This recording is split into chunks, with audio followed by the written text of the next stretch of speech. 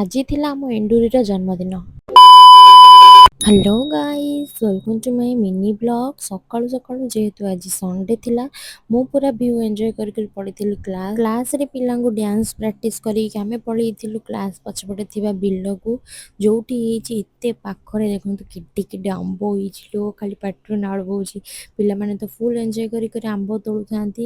ସିଏ ପୁରା ଆଙ୍କୁରା ଫଙ୍କୁରା ଆଣିକି ସମସ୍ତେ ତୋଳା ତୋଳିରେ ମାତିଛନ୍ତି। ଫାଇନାଲି ଆମ୍ବ ତୋଳିକି କ୍ଲାସ୍କୁ ନେଇ ଆସିଥିଲେ। ଏଠି ସବୁ ଲଙ୍କାଗୁଣ୍ଡ ଲୁଣ ବି ନେଇକି ଆସିଥିଲେ। ଆର କ୍ଲାସ୍ରେ ମୋତେ କହିଥିଲେ ଗୁରୁମା ଆମେ ଆର କ୍ଲାସ୍ରେ ଖାଇବା ବୋଲି ଆମ୍ବ, ତ ଆମେ ଏଠି ବସି ଆମ୍ବ ଖାଉଥିଲୁ। ତାପରେ ମୁଁ ଘରକୁ ପଳେଇ ଆସିଥିଲି। ତାପରେ ବାପା ଆଣିଥିଲେ ଏଠି ଦହିବରା। ସକାଳୁ ସକାଳୁ ମୁଁ ଟିକେ ଦହିବରା ଖାଇଦେଲି। ଆଉ ଦହିବରା ତ ଜାଣିଥିବେ କମ୍ଫର୍ଟ ଫୁଡ଼୍ ଆମ ଓଡ଼ିଆମାନଙ୍କର। ତାପରେ ଦହିବରା ଖାଇକି ମୁଁ ପଳେଇଥିଲି ଗାଧେଇ ପାଧେଇ ଆସି ମୋର ସ୍କିନ୍ କେୟାର କରୁଥିଲି।